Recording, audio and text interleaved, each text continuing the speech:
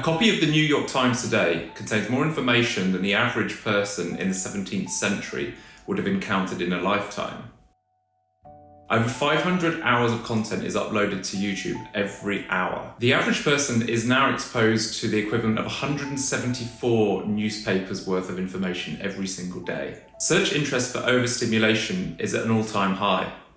What's going on and what can we do about it? Videos with the overstimulation hashtag get over 470 million views on TikTok. Although you could probably argue that every video on TikTok should be tagged with that. This isn't surprising given the fact that people are spending around 7 hours a day looking at screens. The average person now checks their mobile phone 150 times a day. And it's got to the point where sometimes you can feel your phone vibrating in your pocket, even when it's not there. Because social media platforms are free, they rely on advertisers to make their money. And this means that there's an arms race for your time and your attention. You may have been caught in this loop of switching tabs on your computer or clicking refresh on a page, wanting that new information, new news, a new notification from a friend or a new sports score. And you find yourself endlessly scrolling and waiting for that new stimulation. This means it's more difficult to then spend time focusing on work that really matters, or exercise, or spending time on something that's going to improve you in the long term, like reading a book. When we think we are about to be rewarded by something, even something as small as a new bit of information or a new post on social media, our brain releases a small amount of dopamine. And the social media companies know this, which is why they use so many different colors, clever designed sounds to keep you hooked.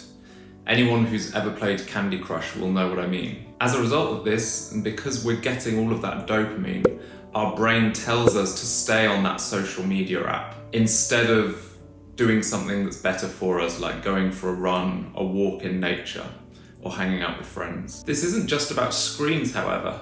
Over 90% of Gen Z have felt overstimulated in social settings.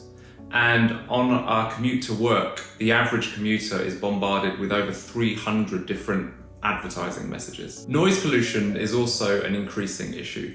Since the 1960s, it's estimated that noise in cities has gone up by around 10 decibels. And with the rise of remote work, that separation between work and home has become blurred, and people are increasingly checking work emails when they're at home, leading to overstimulation and potentially burnout. So what can we do about it? There are two main ways that you can look at reducing overstimulation, and these relate to your environment and your behaviour. So let's start by looking at your environment. Simplify your surroundings. Do you remember when you were studying for exams and you suddenly had to clear and tidy your room rather than studying? There is a good reason for that. Decluttering physical spaces can reduce sensory overload and overstimulation. So keep a tidy and clean home, you'll feel calmer. You might want to create tech-free zones as well, where you separate spaces within your house for relaxation and work. Similarly, you might want to find a quiet place with less stimulation, which isn't your home. So you might want to work in the local library, for example, or a particular quiet cafe, or even a bench in a park. Somewhere where you know there's going to be less stimulation. Another way to think about this is with sounds. Are there particular soundtracks that you can listen to on noise-cancelling headphones that create that sense of calm? There are things that you can do to make your home more calming, peaceful, relaxing as well. So maybe particular fragrance-scented candles. You might want to reduce the lighting in your home so it's less harsh, less bright, and just to create that soothing atmosphere. An idea that I find really exciting is the idea of biophilic design. So this is essentially bringing greenery into your house. And it's more than just the odd pot plant. It's thinking about living walls, for example, or even living coffee tables. Doesn't this look amazing? I'm very excited by this. A living coffee table. Biophilic design works on the principle that greenery in your home can help clean the air, reduce noise to a certain extent, and just bring that sense of calm. In fact, there are loads of studies about the benefits of being in nature. You might have heard of the Japanese practice of forest bathing. Essentially going into the forest, feeling at one with nature, going somewhere where it's a lot more calm and peaceful. Our minds relax when they are in nature. Studies suggest that forest bathing can reduce your levels of cortisol, which is the stress hormone, and also reduce your blood pressure as well. Studies have found that people who live in cities that are closer to green space tend to have lower levels of stress than those who find it hard to access a local park. The very act of walking in nature helps reduce your stress as well. That looks at environment. The next area to look at is behaviour. And firstly, we want to think about mindfulness and meditation. Again, it's been proved that meditating on a regular basis can help you to feel calm and reduce overstimulation. Try to also set boundaries for your use of technology.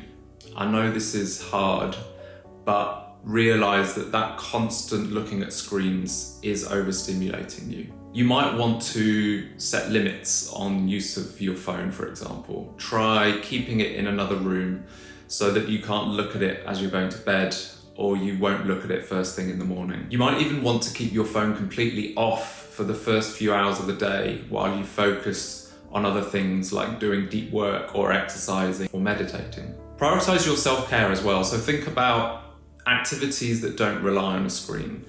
So this might be meeting up with friends or exercising or finding another hobby that doesn't involve using a screen. If you can, try and make sure that some of these activities take place outdoors in nature. You also want to manage your information consumption. So this might be limiting access to news or cutting it out altogether.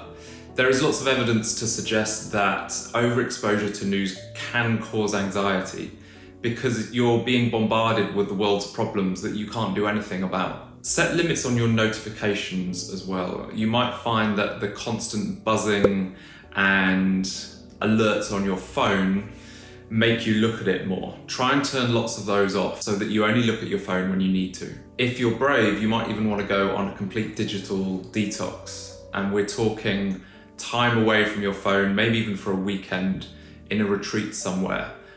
Ideally, again, somewhere in nature. And there are lots of holiday companies now which are focusing on this whole idea of screen-free time or switching off from technology. And finally, try focusing on just doing one thing at a time rather than multitasking. And you can bring mindfulness into this process as well, focusing on what you're doing, paying attention to what you're doing, and trying to turn off all other distractions at that time. I hope you feel calmer after watching that video. I hope there are some things in here which you can take away to make your life less stimulated. Now, switch off YouTube and go for a walk in nature. Thanks for watching. Love you. Bye.